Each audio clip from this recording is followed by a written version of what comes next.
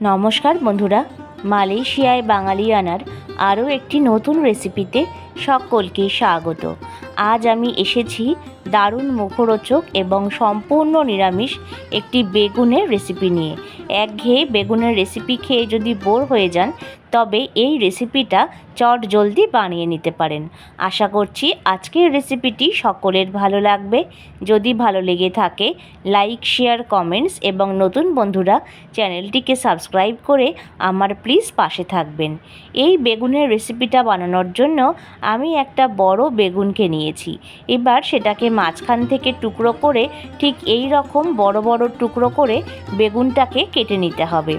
বেগুনের টুকরোগুলো যেন এর থেকে বেশি ছোট না হয়, তাহলে কিন্তু বেগুন রান্নার পরে একদমই নরম হয়ে যাবে, দেখতেও ভালো লাগবে না আর খেতেও ভালো লাগবে না। এবার একটা পাত্রে নিয়ে নিয়েছি বেশ কিছুটা পরিমাণ জল। বেগুন কাটা হয়ে গেলে বেগুনগুলোকে আমরা একে একে এই জলের মধ্যে ভিজিয়ে দেব। এতে বেগুনের কষটা যেমন উঠে যাবে, তেমন বেগুনের কালারটাও কিন্তু চেঞ্জ হবে না। তাই একে মোটামুটি 5 থেকে 7 মিনিট মতন ডুবিয়ে রেখে দিতে হবে। বেগুন কাটা হয়ে গেলে নিয়ে নিয়েছি দুটো আলু, তার খোসাটা ছাড়িয়ে নিয়েছি। এবার আলুটাকেও ঠিক এই রকম লম্বা লম্বা টুকরো করে কেটে নেব, ঠিক যেই রকমভাবে আমরা মাছের ঝোলের আলু কেটে থাকি। যারা বেগুন একদমই অপছন্দ করে থাকেন, আজকের রেসিপিটা তাদের জন্য। এটা কিন্তু ভাত, রুটি, লুচি, পরোটা সব কিছুর সঙ্গে দুর্দান্ত লাগে। আলুগুলো কাটা হয়ে গেলে নিয়েছি একটা টমেটো, সেটাকেও একটু ছোট ছোট টুকরো করে আমরা কেটে নেব।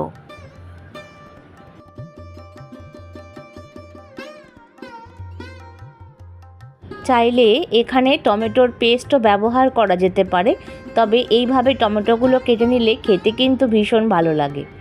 এবার একটা প্লেটে বেগুনগুলোকে আমি একটা একটা করে তুলে রেখে দিচ্ছি। এবার কড়াই বসিয়ে দিয়ে দিচ্ছি 3 টেবিল চামচ পরিমাণে সর্ষের তেল। তেলটা ভালো করে গরম হয়ে গেলে এর মধ্যে দিচ্ছি সামান্য পরিমাণ লবণ আর সামান্য পরিমাণে একটু হলুদ। এবার সবার প্রথম আলুগুলোকে ছেড়ে দিতে হবে, আর গ্যাসের ফ্লেমটা অবশ্যই মিডিয়ামে রেখে আলুগুলোকে একটু সময় নিয়ে ভেজে নিতে হবে।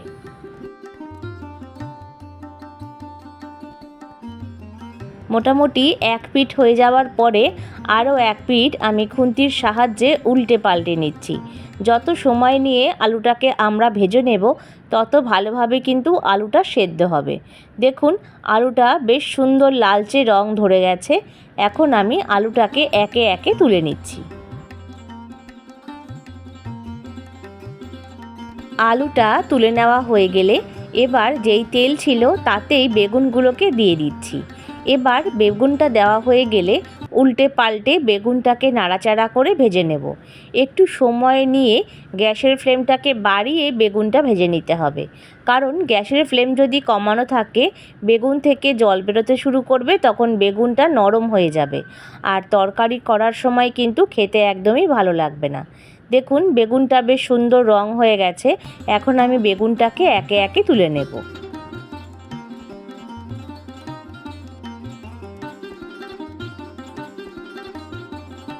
বেগুনটা তুলে নেওয়া হয়ে গেলে 1 চামচ পরিমাণে তেল দিয়ে সেটা গরম হয়ে গেলে দিচ্ছি কিছু ফোড়ন, 1/2 চামচ পরিমাণে জিরে, 2টো এলাচ, 2টো লবঙ্গ, একটা দারচিনি স্টিক আর একটা তেজপাতাকে ভালো করে ফাটিয়ে দিয়ে তারপরে খুন্তির সাহায্যে ফোড়নটাকে নাড়াচাড়া করে ভেজে নিতে হবে।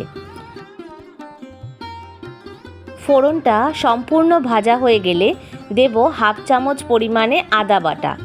আদা বাটা দিয়ে নিয়ে এর সঙ্গেই দিয়ে দেব টমেটো কুচি। এরপরে আদা এবং টমেটো কুচিটা বেশ ভালোভাবে নাড়াচাড়া করে নিতে হবে।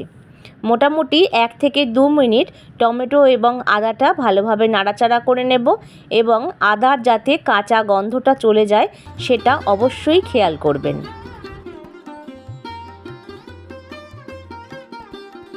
টমেটো সামান্য নরম হওয়া শুরু করলে তখন এর মধ্যে দেব 1/2 চামচ পরিমাণে লবণ, 1/2 চামচ পরিমাণে ধনের গুঁড়ো, 1/2 চামচ পরিমাণে জিরের গুঁড়ো। তারপরে দেব এর সাথে সামান্য পরিমাণে একটু হলুদ আর সামান্য পরিমাণে একটু লাল লঙ্কার গুঁড়ো। এবার সামান্য পরিমাণ জল দিয়ে মশলাটাকে নাড়াচাড়া করে নিতে হবে এবং 1 থেকে 2 মিনিট গ্যাসের ফ্লেমটা কমিয়ে দিয়ে মশলাটাকে ভালোভাবে কষিয়ে নিতে হবে। আর তেল ছাড়া অবধি আমাদের অপেক্ষা করতে হবে।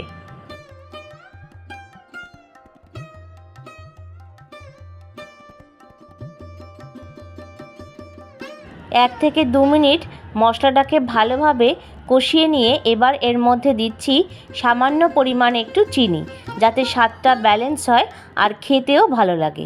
এবার মশলাটাকে ভালোভাবে নাড়াচাড়া করে নিয়ে এর মধ্যে দেব 2 চামচ পরিমাণে বেসন, যা এই রান্নার স্বাদকে দ্বিগুণ মাত্রায় বাড়িয়ে দেবে।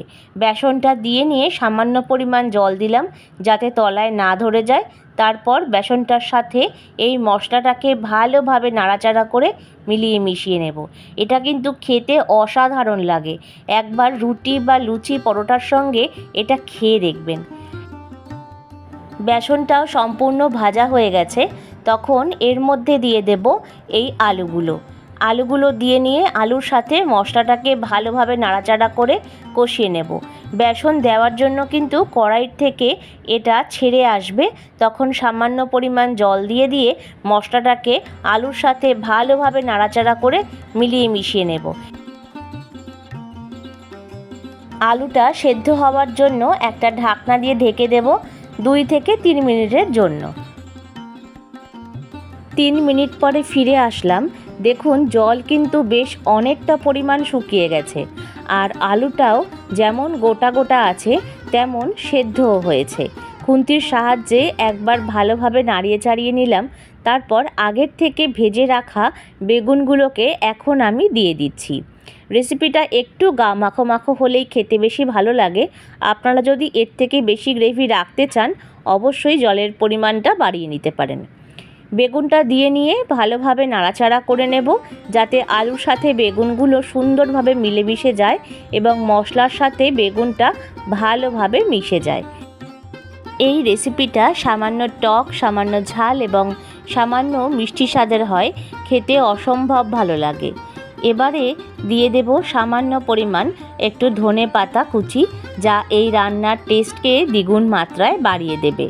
তারপর একটু ভালোভাবে নাড়াচাড়া করে নিলেই রেডি আমাদের দারুণ স্বাদের সম্পূর্ণ নিরামিষ বেগুন আলুর রেসিপি। আশা করছি আজকের রেসিপিটি সকলের ভালো লেগেছে। যদি ভালো লেগে থাকে লাইক, শেয়ার এবং কমেন্টস করবেন। আর নতুন বন্ধুরা চ্যানেলটিকে সাবস্ক্রাইব করে প্লিজ পাশে থাকবেন। প্রত্যেকে ভালো থাকবেন, সুস্থ থাকবেন, অনেক অনেক আনন্দে থাকবেন। রেসিপিটা এতক্ষণ দেখার জন্য অসংখ্য ধন্যবাদ। ফিরে আসছি পরবর্তী নতুন ভিডিও নিয়ে।